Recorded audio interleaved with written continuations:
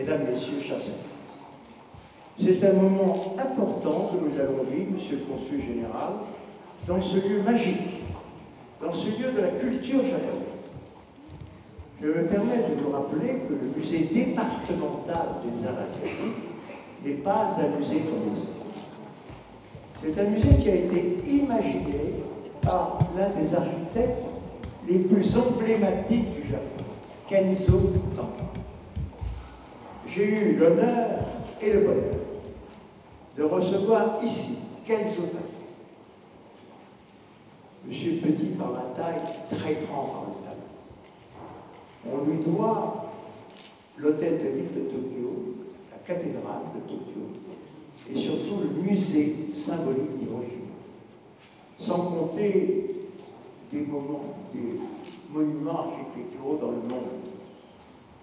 Kenzo Tanaka, j'ai eu donc le devoir de le recevoir, et pendant 20 minutes, sur le balcon qui domine ce musée, il a contemplé son œuvre.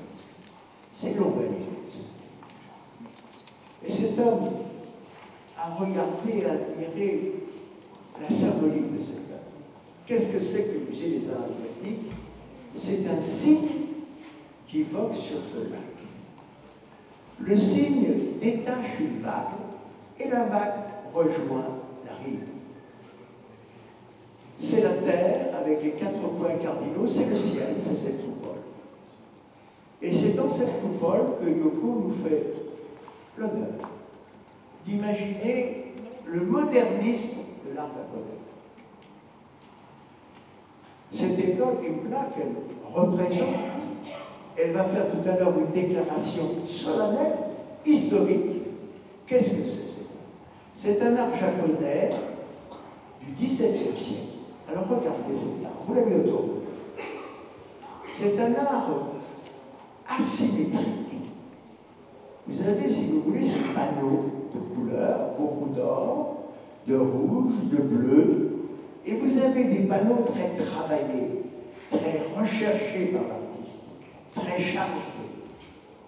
Chargés en symboles, ce sont des fleurs, vous savez combien les Japonais sont passionnés par la nature, et la japonaise, Yoko, franco-japonaise, puisqu'il y a eu l'avantage pour M.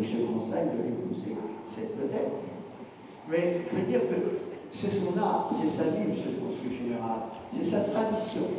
Elle a voulu remettre en jeu cette tradition, la moderniser. Elle a modernisé cet art-là. Alors vous voyez ces panneaux magnifiques devant vous, dorés à la feuille d'or. La feuille d'or, c'est rouge, c'est bleu. Et l'iris, cette fleur symbolique du Japon, merveilleuse. Et regardez comment ces tableaux s'intègrent dans ces œuvres très anciennes. Ce n'est pas un contraste, c'est un accompagnement. L'œuvre de Yoko accompagne merveilleusement cet art ancestral. Et aussi, je dois dire que Yoko a du talent, mais elle a de la générosité. Elle a fait vraiment, elle a travaillé pendant des mois et des mois pour faire, et elle connaissait, elle admirait. Je dois dire qu'elle avait un amour partagé de ce musée. Elle a voulu partager son talent, son amour. Elle a fait ses panneaux. Alors, j'espère, je le dis, chère Hélène Cordonnier, j'espère que cette exposition ne sera pas éphémère. Parce qu'il ne faut pas qu'elle soit éphémère. Je pense qu'elle s'intègre tellement dans ce lieu, Monsieur le Consul Général, que j'espère que nous l'aurons pendant plusieurs mois. Au moins tout l'été, mais pourquoi pas une année aussi. Parce que justement, la déclaration que vous allez faire, il faut aussi que ceux qui veulent vous rejoindre revoient de visu ce que vous voulez faire. Vous voulez lancer aujourd'hui au musée des Arts. C'est ça l'importance. Et la tradition, c'est votre épouse. Elle est là, symboliquement belle. Et puis c'est Yoko, l'art contemporain du Japon d'aujourd'hui, la beauté. Il n'y a pas de transition, c'est un accompagnement. Et l'art s'accompagne entre ces statues très extraordinaires, dont l'une, mon cher ami monégasque, sera prêtée cet été à l'exposition du Japon. Voilà. C'est ça qui est important en principauté. Donc ce musée, c'est déjà un musée pas comme les autres. Il faut le contempler. Vous savez, Ces œuvres, le regard de l'homme, c'est facile de regarder. De voir, c'est plus difficile. Mais faire l'effort de contempler, et vous allez tout saisir et tout comprendre. Aujourd'hui, je dis, c'est un grand moment de bonheur pour nous, pour ce musée.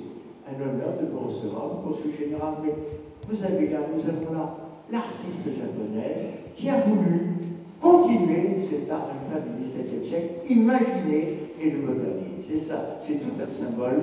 Je vous remercie de m'avoir écouté. En tout cas, Yoko, merci de votre talent au service de la culture japonaise, mais également de la culture française.